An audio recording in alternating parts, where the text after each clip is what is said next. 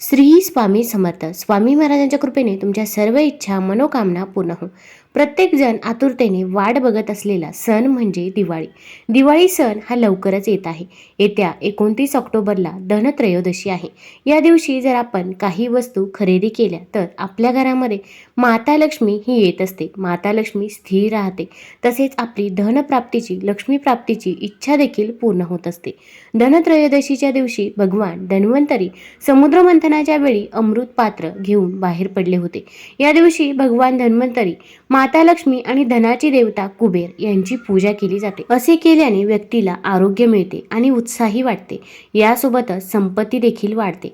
त्याचवेळी धनत्रयोदशीच्या दिवशी खरेदी करणे सर्वात शुभ मानले जाते. मग आता धनत्रयोदशीच्या दिवशी कोणत्या वस्तू खरेदी कराव्यात, तसेच त्यांचे महत्त्व काय आहे, तसेच धनत्रयोदशीच्या दिवशी दिवसभरामध्ये कोणत्या वेळेमध्ये आपण या वस्तू घरी आणल्या पाहिजे, कोणत्या वस्तू खरेदी करू नये, याबद्दलची सर्व माहिती आपण आज या व्हिडिओमधून जाणून घेणार आहोत. तत्पूर्वी तुम्ही चॅनलवरती नवीन असाल तर चॅनल लाईक करा व सबस्क्राईब देखील करा.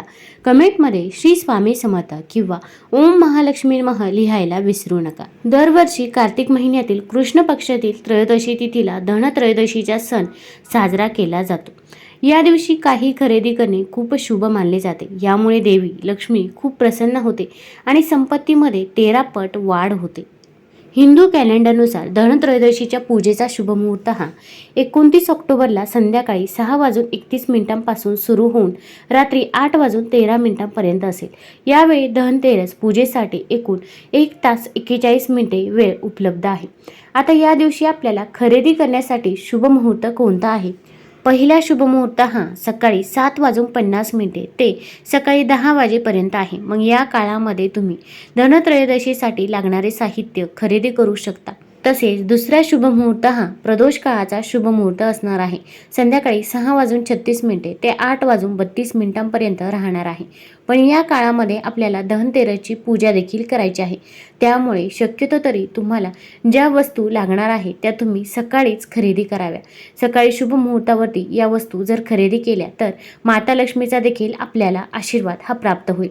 आता या दिवशी सोने चांदी खरेदी करणे खूप शुभ मानले जाते. मग तुम्हाला सोने खरेदी करणे शक्य असेल तर आवर्जून तुम्ही या शुभ मुहूर्तावरती सोने खरेदी करू शकता. पण ज्यांना सोने खरेदी करणे शक्य नाही तर त्यांनी आपल्या घरामध्ये लागणाऱ्या अशा काही वस्तू खरेदी करायच्या आहे की ज्यामुळे माता लक्ष्मीचा वास हा आपल्या घरामध्ये येईल.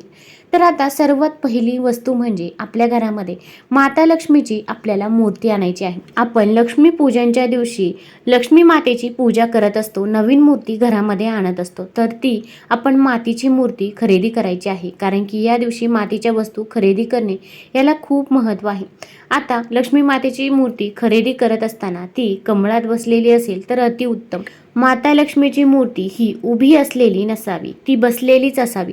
तसेच एखादी मूर्ती अशी असते की तिच्या हातामध्ये सोन्याचा कलश असतो आणि त्यामधून काही सोन्याची नाणी बाहेर पडत असतात.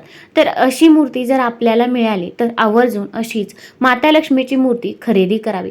माता लक्ष्मीची मूर्ती ही स्मित हास्य असलेली आपल्याला आणायची आहे. तसेच तुटलेली मूर्ती असेल तर ती खरेदी करायची नाही.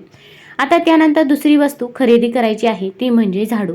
झाडूला केरसुनी देखील म्हणतात. आता आपण लक्ष्मी पूजनच्या दिवशी झाडूची पूजा ही करत असतो. अगदी तुम्ही तुमच्या घरामध्ये दुसरा झाडू वापरत असाल तरी पण जी केरसुनी छोटी बाजारामध्ये मिळते तीच आपल्याला खरेदी करायची आहे. याचे या दिवशी खूप महत्त्व आहे. झाडू म्हणजे साक्षात माता लक्ष्मीचे स्वरूप आहे. त्यामुळे आपण या धनत्रयोदशीच्या दिवशी झाडू हा खरेदी करायचा आहे. त्यानंतरची तिसरी वस्तू आहे ती म्हणजे धने. आता धनत्रयोदशीच्या दिवशी आपण धन्याची पूजा करत असतो. धने हे धनप्राप्तीसाठी खूप महत्त्वाचे आहे. मग आपल्याला धनत्रयोदशीच्या दिवशी लागणारे धने हे त्याच दिवशी शुभ मुहूर्तावरती खरेदी करायचे आहे. आपण जर अगदी 10 रुपयाचे 5 रुपयाचे जरी तुम्ही या दिवशी धने खरेदी केले तरी पण माता लक्ष्मी ही आपल्या घरामध्ये येते व आपली धनप्राप्तीची इच्छा मनोकामना पूर्ण होते अशी मान्यता आहे. त्यानंतर आपल्याला या दिवशी एक वस्तू खरेदी करायची आहे, ती म्हणजे मीठ.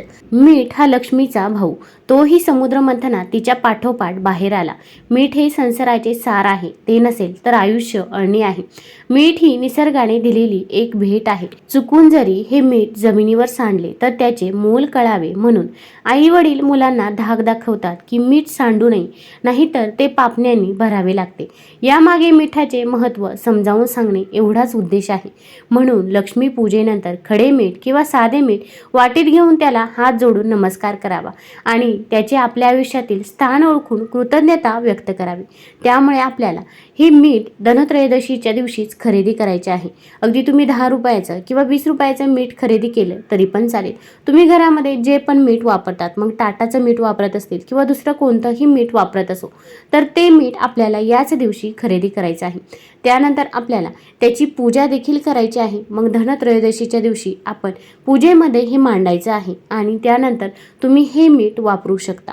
यामुळे माता लक्ष्मी ही आपल्या घरावरती प्रसन्न होत असते. आपल्या घरामध्ये सुख, शांती आणि समृद्धी देखील येते. त्यानंतर आपल्याला धनत्रयोदशीच्या दिवशी पूजण्यासाठी सुगड लागतात. काही ठिकाणी सुगड, बोळकं किंवा खण देखील म्हणतात, तर ते आपल्याला याच दिवशी खरेदी करायचे आहे. कारण की या दिवशी मातीची भांडे, मातीच्या वस्तू खरेदी करणे याला खूप महत्त्व आहे. त्यामुळे आपण ही बोळकी, सुगड याच दिवशी खरेदी करायची आहे. तसेच आता प्रत्येकाच्या घरामध्ये गॅस, शेगडी ही आहेच, पण आता चूल आपल्याला बघायला मिळत नाही. या दिवशी जर तुम्ही चूल खरेदी केले तरी पण ते आपल्यासाठी अतिउत्तम राहील.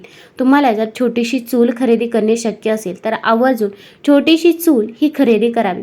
आता तुम्हाला यापैकी ज्या वस्तू खरेदी करणे शक्य होईल त्या वस्तू आपल्याला आपल्या घरामध्ये आणायच्याच आहे. पण आपल्याला धनत्रयोदशीच्या दिवशी पूजेसाठी तसेच लक्ष्मीपूजन पूजेसाठी या वस्तू लागणारच आहे. त्यामुळे या वस्तू खरेदी केल्या तरी पण काही एक हरकत नाही. तसेच आपल्याला जर घरामध्ये एखादी वस्तू खरेदी करायची असेल, मग TV असेल, मोबाईल फोन असेल किंवा इतर इलेक्ट्रॉनिक वस्तू असतील, मग वॉशिंग मशीन असेल किंवा फ्रीज असेल, तर या वस्तू तुम्ही धनत्रयोदशीच्या दिवशी आवर्जून खरेदी करू शकता.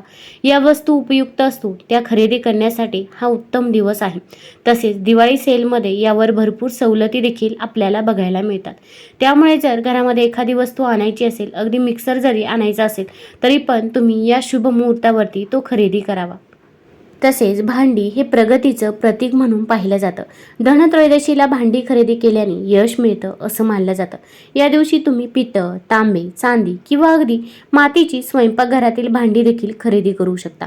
देवाची पूजा करताना भांडं रिकामं असू नये, त्यात डाळ किंवा तांदळाचे दाणे हे असावे. तसेच या दिवशी आपण हळद देखील खरेदी करायची आहे. हळद ही माता लक्ष्मीला अत्यंत प्रिय आहे. तसेच भगवान विष्णूंना देखील हळद प्रिय आहे. हळद आपला गुरुग्रह देखील बळकट करत असते. त्यामुळे या दिवशी हळद खरेदी करणे अत्यंत शुभ मानले गेले आहे. आपण थोडी तरी हळद या दिवशी खरेदी करायची आहे. अगदी तुमच्या घरामध्ये हळद, मीठ, धने या वस्तू असतील तरी पण आपण या दिवशी या वस्तूंची खरेदी करायची आहे. आणि आपण धनत्रयोदशीच्या दिवशी जेव्हा पूजा करणार आहोत संध्याकाळी, तेव्हा या सर्व वस्तू आपल्याला तिथे ठेवायच्या आहे. त्यानंतर तुम्ही या वस्तू तुमच्या घरामध्ये वापरू शकता.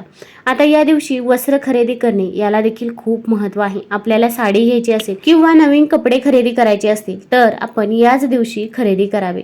तसेच आपल्या घरामधील देवतांना देखील या दिवशी आपण नवीन वस्त्र खरेदी करायचे आहे. तसेच आपण एक लाल रंगाचा कपडा देखील आपण खरेदी करायचे आहे. मग आपण जे चौरंगावरती लाल कपडा, लाल वस्त्र टाकत असतो ते देखील तुम्ही या दिवशी खरेदी करावं. यामुळे देखील माता लक्ष्मीचा आपल्याला आशीर्वाद मिळतो व आपल्या घरामध्ये सुख, शांती, समृद्धी येते. तुम्हाला जर हा व्हिडिओ आवडला असेल तर चॅनल लाईक करा, सबस्क्राईब करा. धन्यवाद.